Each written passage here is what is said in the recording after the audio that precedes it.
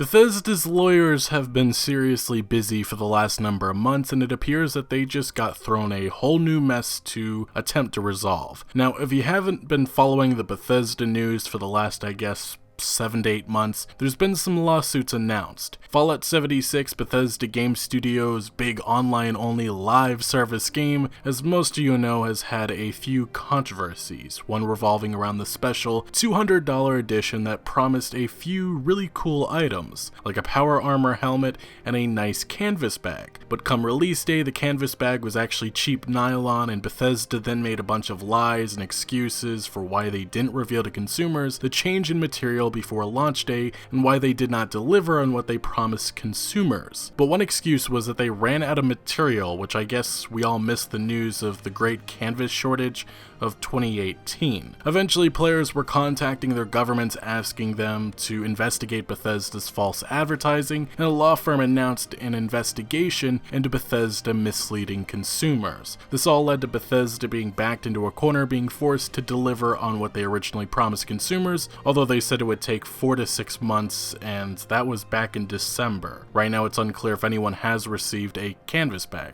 But other than that situation, there's been a lawsuit announced for Bethesda's anti-consumer refund policy with Fallout 76, and there's a trademark dispute ongoing between Bethesda and a book publisher over Redfall, a title that likely will be associated with the Elder Scrolls 6. So yeah, Bethesda's lawyers these last number of months have been very busy, and it seems they will continue with a heavy workload, because this leads to today's big news that Bethesda has been caught plagiarizing a tabletop role-playing game. This story comes via Ars Technica, with the title being Bethesda's latest Elder Scrolls adventure taken down amid cries of plagiarism. Pulled Elsewhere RPG is extremely similar to a Dungeons & Dragons adventure published in 2016. Now, heading down into this article, a promotional Elder Scrolls themed tabletop RPG adventure released by Bethesda Tuesday contained widespread instances of apparent plagiarism from a Dungeons & Dragons adventure published by Wizards of the Coast in 2016. That adventure was pulled down from the internet Wednesday afternoon, and Bethesda now says it is investigating the source. And yes, that's actually what they wrote on the Elder Scrolls Online Facebook page. I'm not sure if this is on all their social media pages right now, but they state,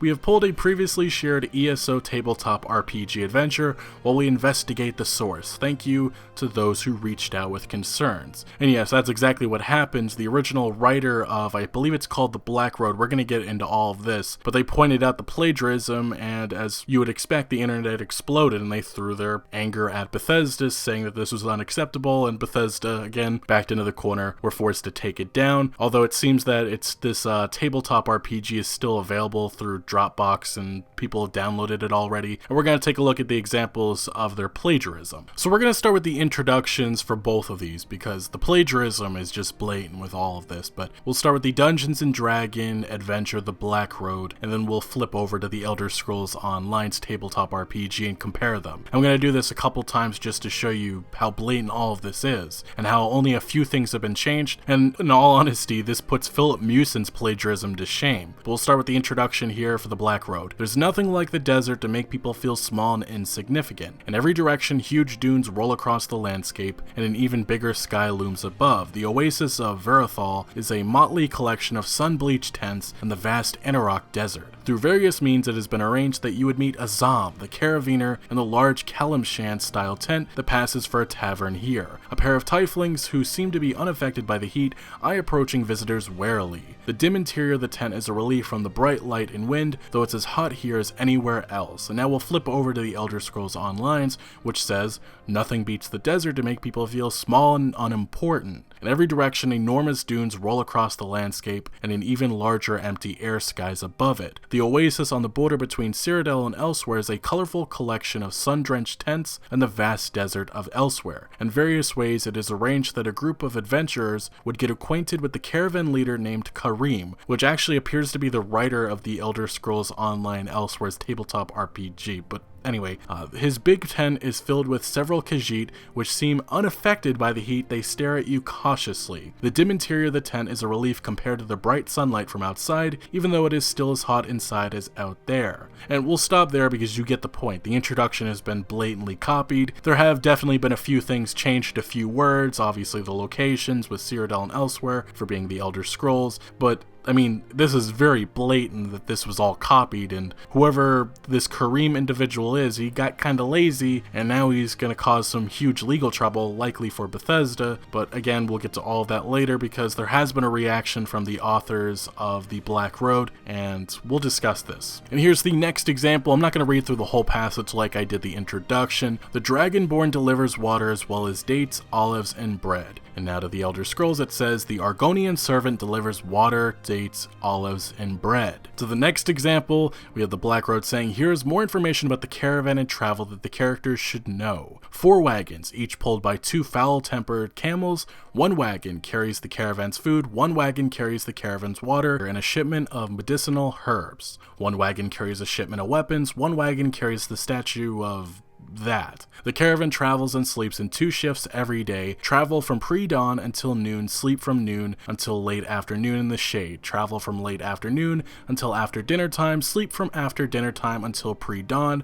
And now to the flip side, back to the Elder Scrolls, 4 carts each pulled by 2 horses, 1 cart carries all food, 1 cart carries all water and medicines, 1 cart carries a large load of weapons, 1 cart carries the statue. The caravan travels in 2 shifts every day, from early in the morning to the afternoon, then rest and sleep until late in the afternoon, and from late in the afternoon to sunset. And again, they just copied, changed a few things up, and that's pretty much it. And again, even the passage above that, traveling in the Anarch desert is slow, hot, and full of blistering sun, which is what the Black Road says, and in the Elder Scrolls it says, traveling in the Elsewhere desert is slow, hot, and full of sizzling heat from the sun. And the last example I'll bring up is a character, Chandra Stahl, which is from the Black Road. A priestess in Parnast has offered whomever delivers the statue 50 GP, payable upon arrival in Parnast. And then to the Elder Scrolls, Chandra Stahl, I'm not sure if I'm pronouncing that wrong, I apologize if I am, but it's a priest in Rimen, which will pay you when the statue arrives in one piece. And I'll play some more of these examples on the screen if you want to pause the video and read it for yourself, but I mean, it's blatant to all of us that this is just completely copied, and Bethesda's gonna have to do something to make up for, well, their plagiarism. Now, Bethesda spokesperson did tell Ars Technica, we're digging in deeper to figure out what happened. I mean, I actually think it's kind of obvious. Whoever that this Bethesda Netherlands employee is, they got lazy and they copied everything from this work that they thought nobody would notice. But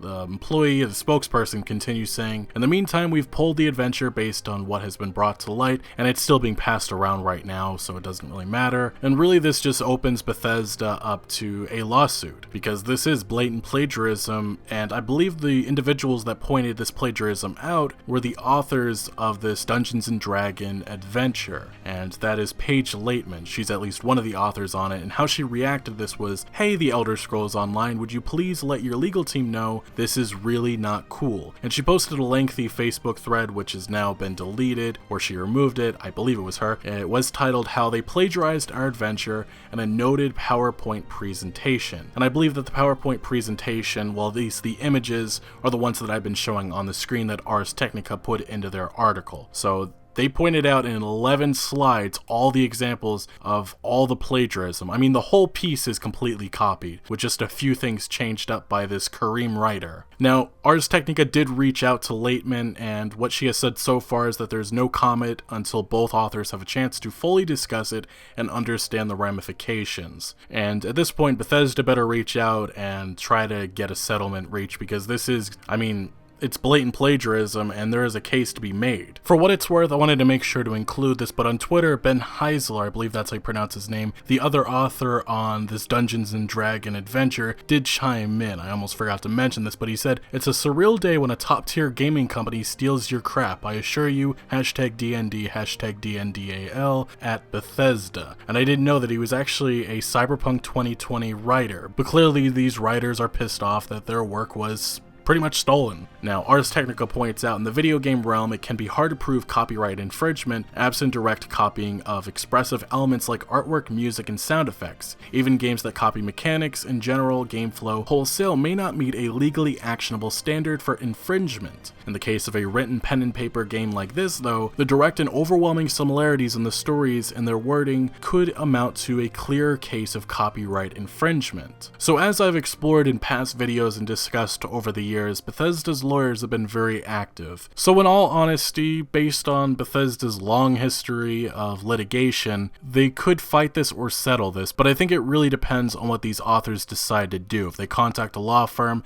and launch a lawsuit, this could get very messy, but again, I don't know who this author is, I don't know what their interests are, and I don't know if they want this work, the Elder Scrolls Online Elsewhere tabletop RPG, to be completely nixed, and now they're happy. Again, I have no idea, but so far this just looks like a real mess for Bethesda, and they have been caught. And thankfully, Page's audience, they did point out this plagiarism, and at the very least it has been taken down. But again, this tabletop RPG is being spread around right now, and everybody's kind of discussing how blatant this plagiarism is, and I think it's in the best interest of Bethesda to try to settle this as fast as possible. Kareem Herbar, the writer and possible Bethesda employee credited on this plagiarized work, probably will be out of a job, but that's what you get. All he really did was dumb down the original work, change character and location names, and called it a day. But now he and Bethesda face the consequences of that laziness. But what do you guys make of this whole situation? Let me know your thoughts down in the comment section below. But thank you for watching. Make sure to leave a like if you did enjoy this video or found any informative value, and make sure to follow my other social media accounts for updates on new videos. Links are always down in the description below. I'm most active on Twitter, giving opinions on news that I do not always get into video form, so make sure to follow me over there. Also check out my Discord for all sorts of discussion on games. And again, thank you for joining. Consider subscribing for more videos like this,